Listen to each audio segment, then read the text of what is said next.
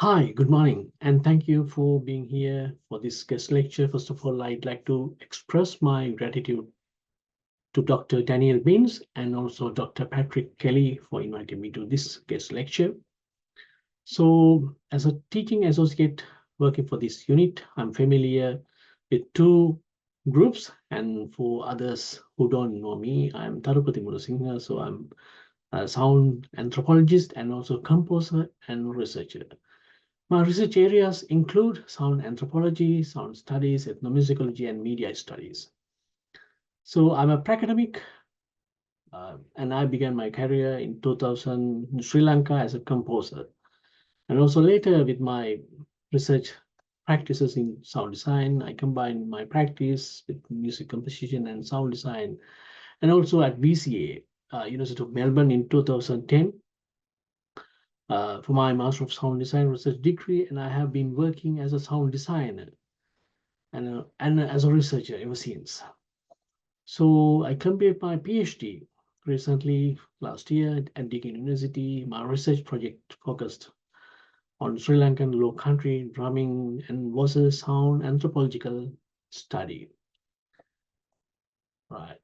So I'd like to pay my respect to the traditional owners of this unceded land on which we work, learn, and live, the Wurundjeri, Woiwurrung, and Bunurong people. So, right, silence. So we need to silence to hear the sounds. Today's lecture is about sound artistry, storytelling, and cultural integration in sound design. First of all, I would like to say, so what can we say about sound? Every day, every moment, we hear sound. We can hear sound when we are working, when we are outside, and also essentially in everything, everywhere, every minute, every second. We are surrounded by sound, right? So when I use the term sound, I mean vibrations of acoustic energy that travels to air and also some medium. These vibrations are heard when they reach our ears and register in our brain as sounds. So sound has been a prominent part of our life from the moment we are in the womb. Knowing the world through sounds is primarily beginning before we are born. Hearing is one of the first senses to develop, and for about 4.5 months before birth, we are immersed rich tapestry of sounds, both from within beyond our mother's body. After birth, a baby reacts immediately to sound before its vision fully develops. Let's take a moment to think about the origins of noise and sound as we experience them today. According to Luigi Russolo, an influential figure in the world of sound and noise theory, noise, as we understand, it did not always exist. So Russolo, in his 1986 work, The Art of Noise, argues that noise first emerged as a byproduct of 19th century industrial revolution. Before the initiation of these machines, the world was largely quiet, if not entirely silent. The natural world, apart from the occasional storm and waterfall and also tectonic event, was controlled by a form of silence. This perspective is quite fascinating because it frames the sound of our environment not as constant but as historical developments. It implies that the cacophony of lesser further modern life is a relatively new phenomenon. Like in ancient times, life was enveloped in a kind of silence, punctuated only by the gentle natural sounds that were part of Earth's processes. So as we dive deeper into the sound, study of the sound today, like it is important to keep in mind much things have changed over time. The way we interact with sound, how we hear it, and also even what we consider noise has changed a lot. What used to be occasional sounds are now constant part of our everyday lives, influencing how we experience and understand the world. So let's take a moment to reflect in our sensory perception, especially, specifically our field of vision. So our vision covers about 120 degrees in front of us like this. So we only see portions of what's around us, right? So the average human visual field is about 120 to 180 degrees horizontally and 130 to 150 degrees vertically. This means we see only a small fraction of the sensory input around us. So this is the range, right? This is the range. Right, let's think about what percentage of sensory input do you hear? Like, have you ever thought how much of the world around actually you hear? Like, unlike you, like your vision, which is limited to what's in front of us, our hearing covers the full 360 degrees. So let's take a moment and listen to your environment. Close your eyes. Take 2 seconds.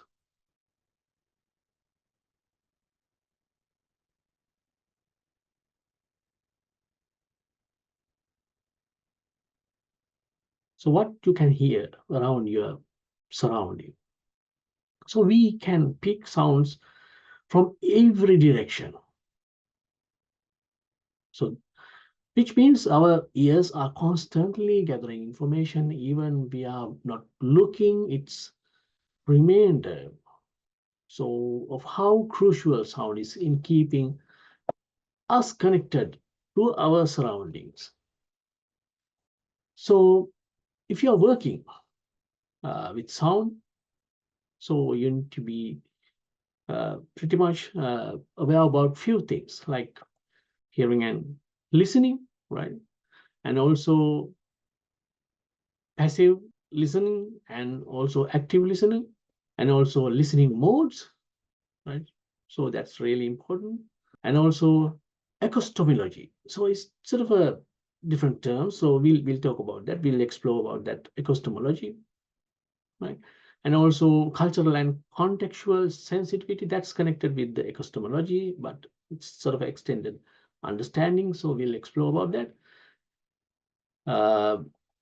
And also narrative storytelling.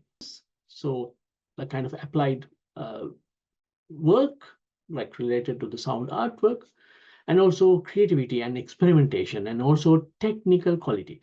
All these things like matters, like if you are working with sound, right? Let's explore one by one, right? So what is listening? What is listening? So what do you think about? So basically passive listening and active listening. So there are two kinds of listening types, right? These are the two, passive and active. So a passive listener just lets the sound wash over them, not really engaging, right? But an active listener is in tune, picking up nuances, emotions, and the story behind the sounds. So you need to be an active listener first. So that's sort of that's must. So you need to be an active listener. So if you're working with sound or music, so similar, that's equal. So you need to be a sort of active listener to listen critically, like so we can call it sort of a embodied listening. So you need to be a kind of a embodied listener, active listener. So first step that. So then we have a look about the listening modes. So these listening modes were introduced by Michel Chion, So he's a French composer and filmmaker and also theorist, best known for his pioneer work like in sound studies and also particularly in the field of film sound. So born in 1947 in France, so Chion had a sort of a significant sort of influence on the study of how sound interact with moving images, like offering deep insights into the role of music, dialogue, and sound effects in film. So Chion's work is widely cited by film theorists, sound designers, and media scholars, and he's sort of contributed greatly to understanding of the importance of sound in the audiovisual experience. So he introduced sort of a three types of listening, kind of a casual listening, semantic listening, and also reduced listening. What are those? Three types of listening. So casual listening, let's have a look. Casual listening is sort of all about identifying the sources of the sound. Imagine you hear a car horn, like you immediately think of a car, right? So this type of listening focuses on figuring out what is making the sound. It's practical and helps us to navigate our environment. So this is sort of a casual listening. And also semantic listening. Semantic listening is sort of where we interpret meaning of from sounds, especially in the context of language. For instance, when someone speaks, like we are not just hearing the noise, so we try to decoding words, sentences, meanings. So it's sort of a way we understand speech and other symbolic words. That's a semantic memory. And the third one is the important type of listening. So reduced listening. Reduced listener is it's a bit more abstract. So here we focus on sound itself and also without worrying about what's causing it or what it means. So we are paying attention to the texture, tone, and quality of the sound. It's like sort of appreciating music or soundscape of an environment purely for its auditory experience. So a musician or composer or sound designer should be an active listener and also use to like listening practice kind of reduce listening. That's compulsory. I mean, even like these two things combined, so you can be a good sound practitioner and also a critical listener, critical analyst about sound. So let's move to the next slide. So that's sort of an interesting side that I like to contribute, like for your knowledge. Roland Barthes, he's a renowned French philosopher and also literary theorist and also um, semiotician, is best known for his work on signs and symbols in culture. His ideas have had a sort of a profound impact on how we understand communication, language, and even sound. In his essay on listening, Barthes explores in 1975 the difference between hearing and listening and provides a unique perspective on how we engage with the world of sound, like through the sound. So how we can read the world through the sound. When we talk about hearing and listening, there's an important difference. Like that's what Barth mentioned in his readings. So uh, hearing is sort of a purely physical. Your ear pick up sound, but listening, that's psychological act, much more complex. It's about how we engage with the process, the sounds we hear. Throughout the history across, listening has taken different forms. Roland Barthes identifies three main types. First, there is alert listening. That's the first type of listening. And also, this is the most basic form. Both humans and animals use it. Think of a wolf listening for a sound of its prey or a child waiting for the sound of their mother's footstep. That's how Roland Barthes explained about this type of listening. This kind of listening is about survival, being ready for something to happen. Next, we have a sort of a deciphering listening. This is where we try to understand the meaning behind the sounds. Like when we listen to someone speaking, it's more intellectual, almost like reading. We are decoding sounds and interpreting them as signs. So finally, Barth explains the more sort of a complex sort of a listening type is sort of a he explains like erotic listening, and also we can call this modern form of listening, which involves a new way engaging with sound through. He doesn't fully explain it here, but somehow it likely refers to how technology and culture have engaged and changed the way we listen. So, in a nutshell, listening it's not sort of a passive act, right? So it's a complex process that evolves based on our needs and context, and from survival instincts, also decoding meanings and beyond. So we'll get into the next slide. This is sort of an interesting uh, term. So now that we've explored Roland Barthes' idea on the psychological dimensions of listening, and also how we engage with the sound through alertness, deciphering, and sensory pleasure, let's broaden our focus. Let's draw our attention towards sound anthropology, where listening is not sort of a just personal act, but a way of communities and cultures interact with and make sense of their world, right? So while Barthes focused on the individual experience of listening, sound anthropology help us understand how sound is deeply embedded cultural and social context. Through this lens, we can explore how different societies interpret and navigate their environment through the sound, right? So acoustomology is kind of a word. It's kind of a new word, probably. I think you never heard this term, like because like this sort of a term that were coined by anthropologist Stephen Feld. Acoustomology combines the words acoustics and epistemology to describe how we come to know and understand the world through the sound. Sound isn't just background element. It actively shapes our perception of environment, situation, and even our own identity. As a method in ethnography, Stephen Feld emphasized right, the significance of fieldwork recording, particularly the approach known as sound ethnography. That's a method. So his fieldwork in Papua New Guinea, for example, was documented in a sound uh, artwork titled Voice of the Rainforest, a day in the life of Busawi, Papua New Guinea. So which captures the immersive experience of daily life in Bosawi people through the sound.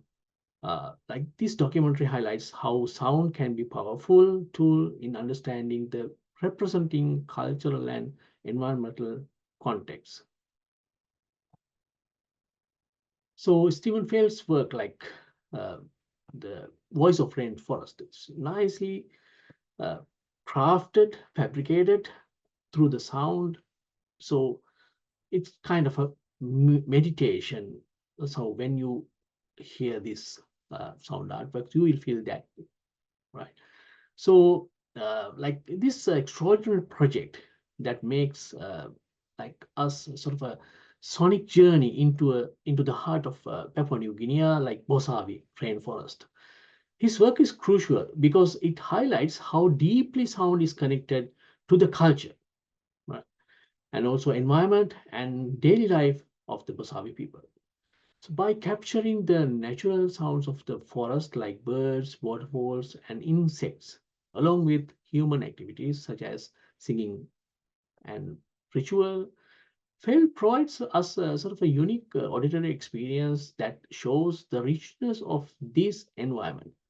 So what makes Feld's work so important is how it demonstrates that sound is not just background noise. It is an integral part of the way people in Bosavi community experience their world. So it connects them to their environment and also their history and each other. Like also his work help us to understand the value of listening different type of cultures and also environments and in way that goes beyond just seeing them, emphasizing like the importance of epistemology, right? The term. Uh, so I believe this study of sound as a way of knowing and understanding the world. So we can watch the trailer of the documentary. So I will play that.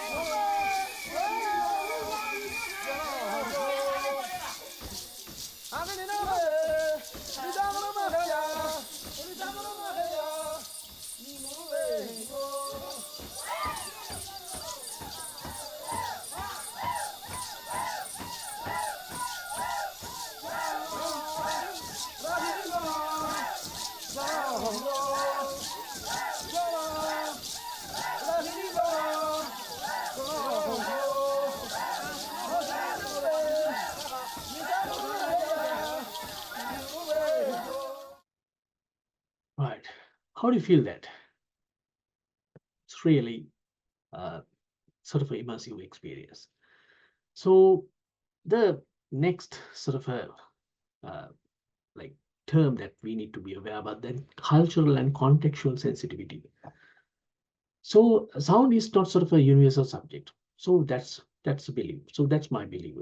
So sound is sort of a like focus into a particular cultural context, like what one culture finds harmonious, another might find unsettling. So it's essential to be sensitive to cultural and contextual differences when working with sound, especially in a globalized world. So always ask yourself, how might this sound be interpreted in different cultures, cultural contexts, right? So when we explore how sound affects us, like, and our understanding of the world, like it's sort of a crucial to consider the culture and context in which those sounds exist. So this isn't just sort of about hearing noises, about truly listening and understanding what those sounds mean to the people who live with them. It's a sort of a different sort of practice. So I'm happy to draw your attention to like related to this cultural context related matters. So for two examples, right? So first example is Tom Price's project of Govindpuri sound. He studied the sound of slum in Delhi, like India, to show how they reflect the lives and culture of the people there. By paying attention to the details of the sounds and environment, we can better understand the daily experiences of communities that are often overlooked.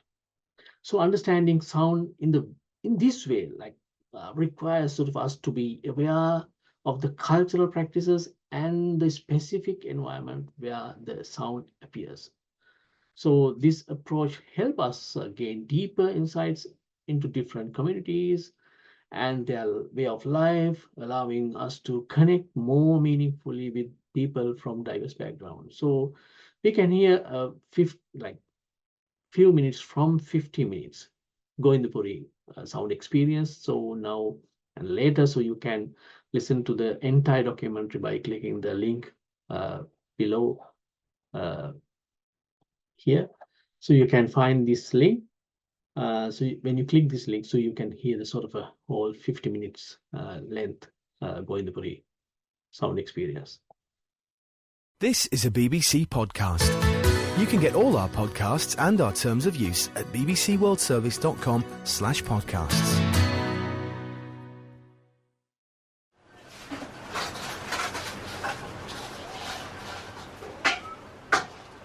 It's early morning in the Govindpuri slums in the south of Delhi.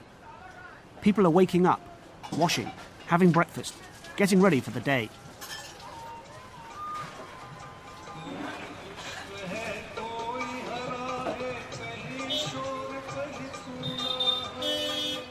One billion people live in slums.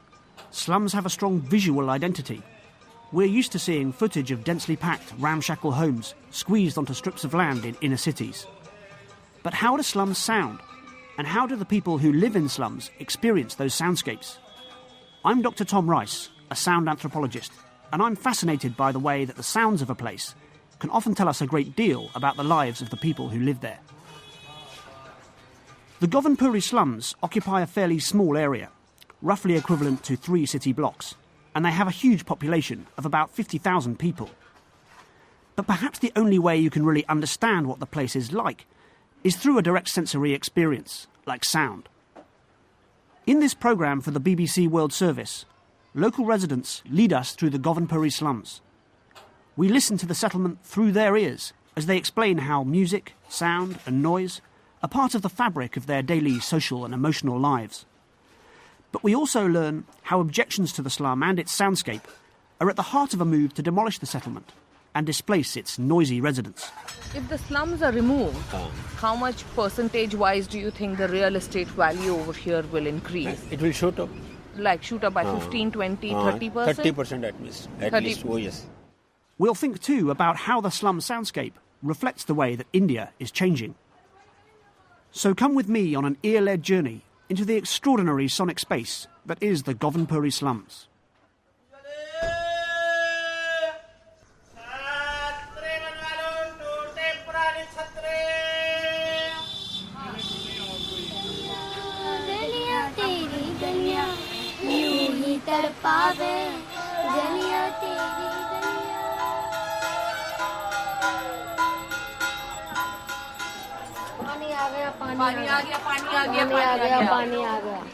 Water scout.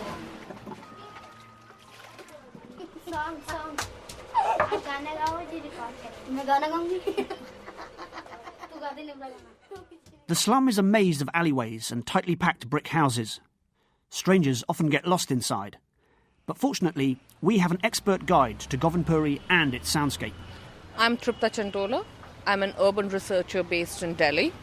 I first came to know about Govindpuri through reading her intriguing research. Over the last 10 years, Tripta has developed a unique knowledge of the slum and of the way that sounds express class, gender and religious differences among the people who live there. Right. So let's turn into Japan.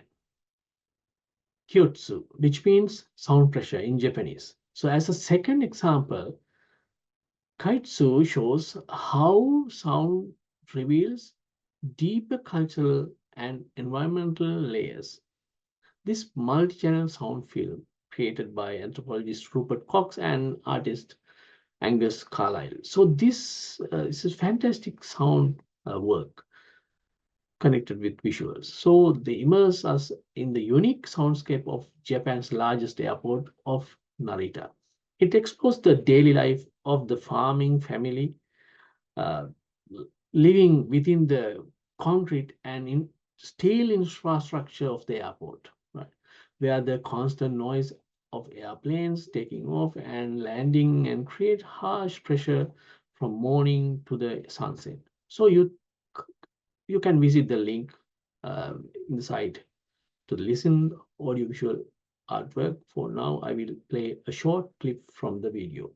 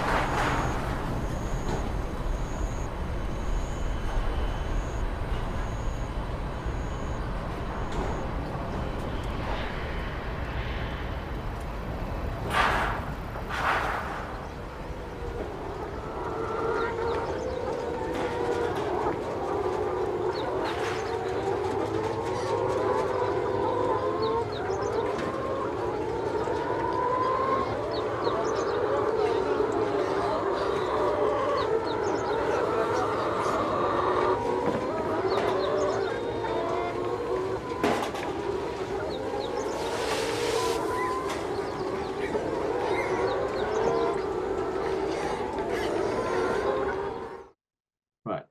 So I believe so kind of a good experience, good sort of sound experience, so that you got sort of from these two examples, right? So the examples we heard, including the first one from the rainforest of Papua New Guinea, the second one, a short clip of the Goindapuri, and also third one, Kaitsu.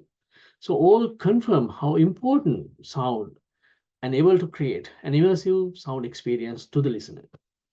These examples are also like highlight the need to focus on the sound environment to gain a deep understanding of the culture and the people living in that society of cultural context. So as we go through the fieldwork process, so we need to gather various types of recorded audio for layering in the project to create a sound artwork. So this is the second part of the process. So sound layering is a crucial task in a sound artwork. So overall, sound layering is an essential component in a sound work. It's kind of a orchestration. So when a composer orchestrate a music piece, so he use different sort of instruments, right? So we need to place proper instrument in like correct place, right? So the positioning, so orchestration. So sound design also doing kind of orchestration using the sound element which he recorded. We are orchestrating all the sound element in a digital audio workstation like DAW. Like it's sort of a kind of a interesting experience. So theater of mind. Gary Fenton emphasized the power of sound as a participatory medium that engages the listener's imagination. So he introduces the concept of the theater of the mind, where sound is stimulus each person to create their own mental image based on personal experiences. Sound, unlike visuals, allow listeners to actively interpret and generate meaning from what they hear, making it a powerful tool in research and creative work. So Farrington discusses the symbolic language of sound, like which includes spoken word, music, noise, and silence. So each element plays a role, key role in storytelling and evokes emotions. So the silence in particular can create tension and anticipation. He also highlights the importance of soundscape, the layering of different sounds to create an environment that conveys cultural and emotional depth. So sound layering is a key task in crafting audio work, shaping the impact and clarity of a piece, right? So ultimately, Farrington shows that the sound is a powerful medium on its own, capable of evoking memories and communicating complex ideas, not just support for visual media. So why sound layering is essential? Sound layering is a cornerstone of a sound production. So that's my belief. So, and its importance cannot be overstated. This technique is widely used because it offers like sort of a range of benefits that can significantly sort of enhance the quality of your sound work. Let me walk you through what sound layering can do for your soundtracks, sound work, sound artwork. Sound layering is a technique used in a sound artwork, which multiple audio elements are combined to create a rich, immersive experience. Here's how the process typically works. So first, you need to select the sounds that you have recorded during the field work. So the first step is involved gathering different types of sound, which can range from natural ambient noises, musical tones, or field recordings, to synthesize or manipulated sound effects. Each layer serves a unique purpose in the composition. The second one is categorizing the sound. So that's really important step that you need to take. So sounds are often categorized based on their function in the overall texture. This might include like sort of a background, ambient layers, subtle sounds that sets the scene like wind, water, and distant chatter, and also mid-level layers like sort of a sounds that provide sort of a movement or texture like footsteps, rustling leaves, or musical elements. And the third one is foreground, like kind of focal layers, like dominant or attention-grabbing sounds such as dialogue, primary instruments, or sharp sound effects. And the third one is spatial placement. That's super important, like step. By using stereo or sound techniques, like surround techniques, uh, layer can be positioned spatially to create a depth for the art. Right? So, for instance, background sounds might be pan wide while more central elements stay focused in the center. So it's depend on the requirement of the director and the sound designer. So spatial placement is sort of a most important step in the sound artwork and also film production as well. And the fourth one is sort of volume and dynamics. So controlling the volume levels of different layers is crucial for balance. So softer sounds can create subtle nuances, while louder layers can direct attention to key movements. So the fifth one is effect and processing. Effects and processing. So effects like sort of a reverb, delay, EQ, and other sorts of sound processing techniques can be applied to certain layers to either blend or distinguish them. For example, adding reverb can place a sound in a larger kind of a church or ground or kind of open space, sort of a distance space. And also the sixth step is sort of an interactivity of layers.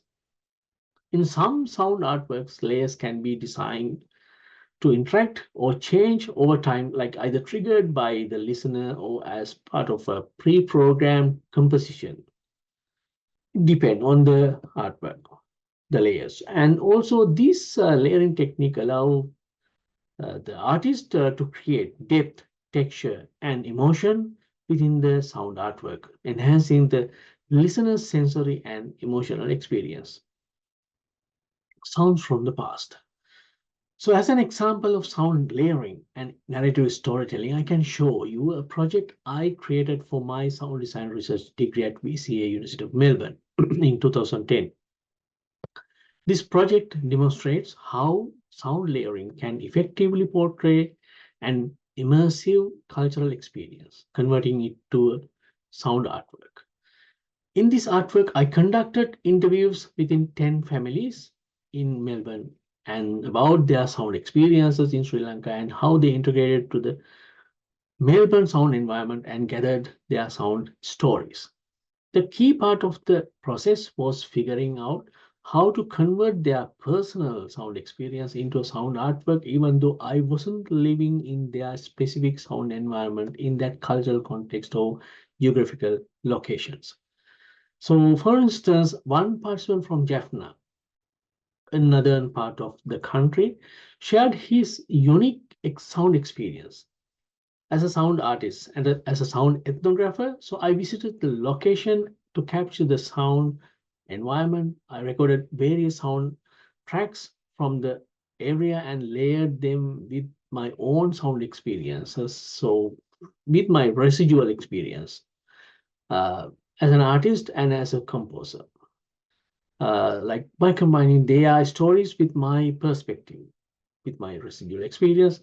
And also I created a sound artwork that is both personal and immersive. So it is a sort of fascinating and practical approach to sound design and storytelling. That's what my belief. So I'll show, I worked on one segment, like in the sound artwork by incorporating sound layering. So in the sound layout of sound memories in Jaffna, that segment, particular segment, I categorize different sounds to create layered in rich soundscape that reflects the experiences of the people who lived there. Let me explain how do I do this. First, I started with nature sounds, right? Like birds, wind, and the sound of the ocean. These sounds from the foundation of the soundscape, creating a calm and peaceful atmosphere, just like the natural environment in Jaffna, northern part of Sri Lanka. Next, I add cultural sound, like temple bells, traditional music, Tamil language, chanting, and ceremonial drums for they're playing for their festivals and funerals. By layering these over the natural sounds, I bring out the vibrant sort of a cultural life in Jaffna. The interesting thing is sort of the popular sound uh, in those days, not like present situation is different with the transportation, but somehow in that period, the bicycle bell is the only sound that they can hear throughout the day. That's really interesting fact. So these sounds help connect listeners to the community's tradition, cultural practice. So then I incorporate with rural sounds like people drawing water and also chickens clucking and bicycle bells, like I explained. Like these everyday sounds are blended into the scene to give sort of a sense of the daily life in Jaffna, adding another layer to like another layer of sort of a reality. So, however, not all sounds are peaceful.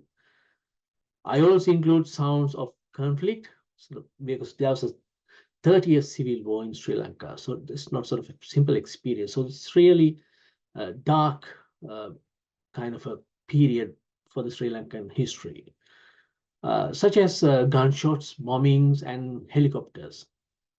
So these sounds interpret sort of a like interrupt sort of a calmness and also interpret the dark period and also represent the difficult times during the civil war in Jaffna, Sri Lanka. So by layering them with the peaceful sounds, I portray the tension and the emotional impact of these events. So finally, I comparative sounds. So sort of when I transition from peaceful countryside sounds to the noise of conflict and or urban environment. So this creates sort of a shift in the soundscape, allowing listeners to hear the changes in Jaffna over time. So because like all these participants from different parts in Sri Lanka. So I combine all sound environment with their narrative, sort of an explanation about their sound experiences. So by layering these different sounds, nature, culture, daily life, and in conflict sounds, I create a sort of rich and emotional soundscape that tells the story of Jaffna and its people. Storytelling is not just sort of about words. Sound can tell a story too. So the way you arrange the sounds, timing, and the layering and synchronization and syncopation. So all of these contributes to a narrative, sort of an interesting way of storytelling technique. So whether it's the sound of a heartbeat to convey tension or silence to build suspense, sounds can drive a sort of a story as powerfully as visual. So that's my belief. So this is the sound layout that from the project. So when you click the link below in this slide, so you can hear the full sort of the whole sort of a 25 minutes audio artwork. So, but now I will play part of it. So to get the kind of experience, right?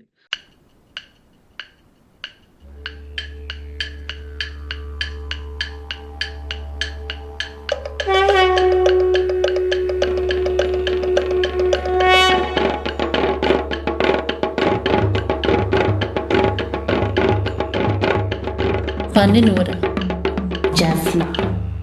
Hometown is here, Nari Warren. Ahangama කියන Balanguda. ශ්‍රී ලංකාවේ My hometown is Colombo.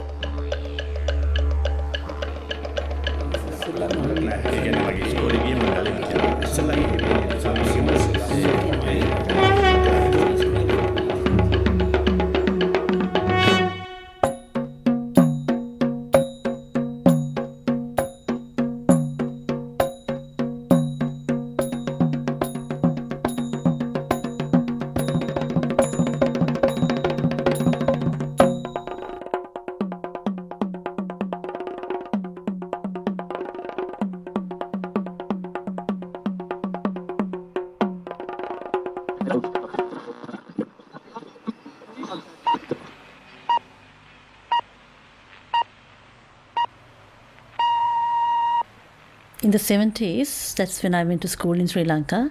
The only way of entertaining ourselves was listening to the radio. So I remember coming home after school and listening to the radio. So listening to all the beautiful songs, we really liked at that time.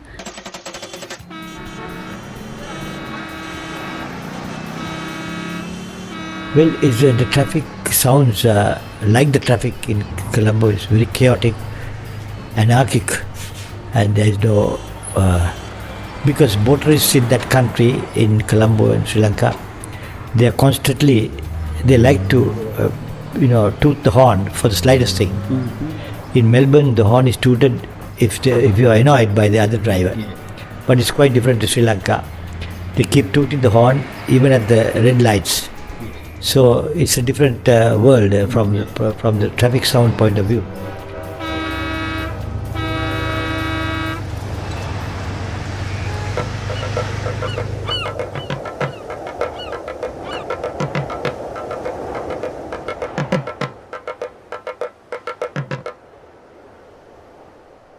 Jaffna.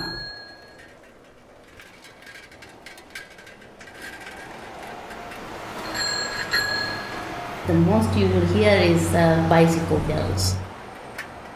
A small township, you don't hear much of a car horn or anything like that. I think probably when under 13, 14 years old. Mm-hmm. When we still had electricity and all that. Okay. We used to listen to music. We call it the movie music, which is not classical actually. Yeah. But even though they are based on classical, so I used to hear that.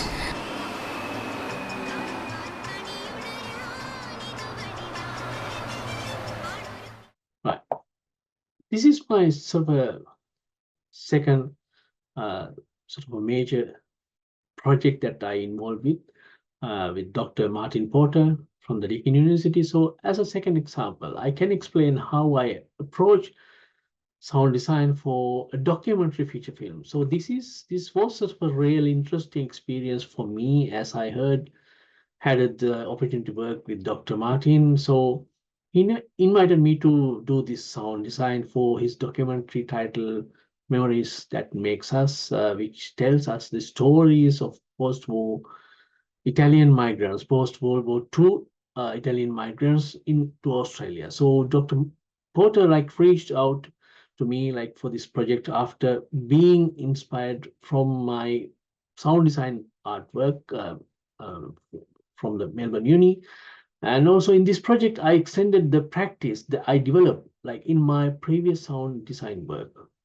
So documentary, so involve participants, so sharing their migrant experience. So specifically, what it was like for them when they moved from Italy to Australia. My goal was to create a sound environment that reflected the place they were settled in Melbourne. So particularly suburban area. So by using the sound layering, I was able to bring these urbanized sound settings to life, enhancing the viewers' understanding of their journey and the environment they were experiencing. So it was sort of a fascinating process, and I used many of the same techniques I had developed during my research degree at BC, and then with my extensive experience working with other directors, as a composer.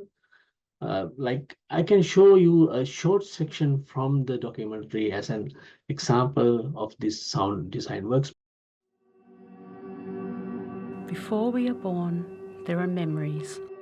Prima di nascere ci sono ricordi. While we live, there are memories. Mentre viviamo ci sono ricordi. After we die, there are memories. Dopo la nostra morte ci sono ricordi. Our memories are stored like houses inside of us. I nostri ricordi archiviati come casette dentro di noi. With each laced room holding our weather-worn histories. Con ogni stanza che contiene le nostre storie deteriorate dal passare del tempo. Prized possessions and trinkets. I nostri beni, i nostri ninnoli. Inkwells of the heart. Calamai del nostro cuore.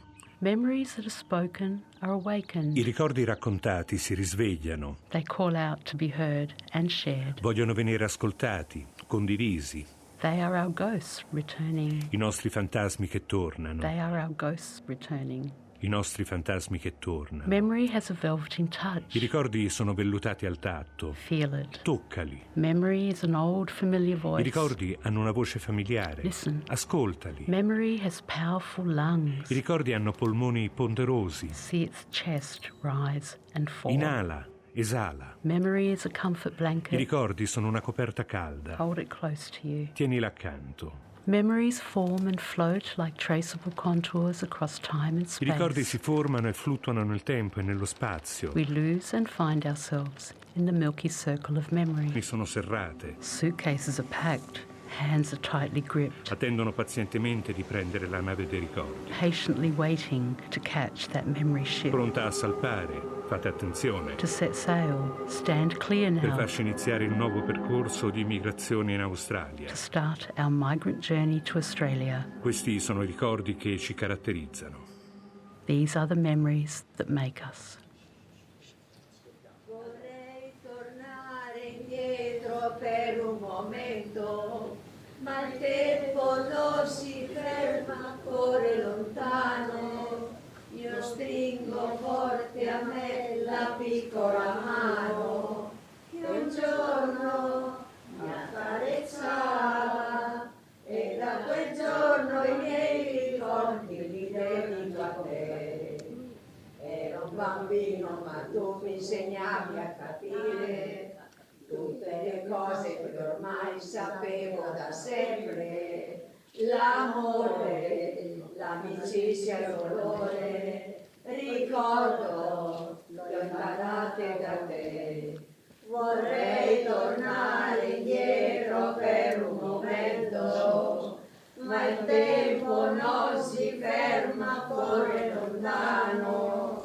Io stringo forte a me la piccola mano, che un giorno mi accarezzava e da quel giorno i miei ricordi li dedico a te.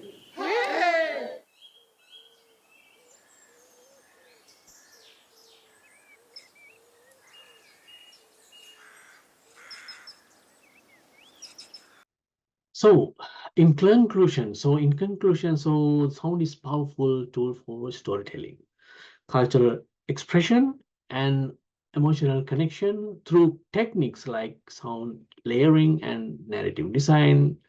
And also we can bring history and personal experience to life, making more immersive and meaningful.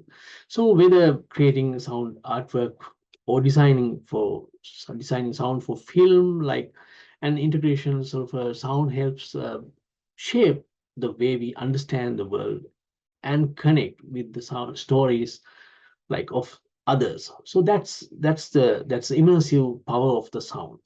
So I believe that you perceive sort of a kind of understanding about sound and sound design process, and especially sound anthropological approaches, and also kind of a term like ecostemology. Like these sort of understanding will help you to develop your skills into sound design. So thank you for your time, and I hope this exploration of sound inspire you in your life, in your future work. Thank you.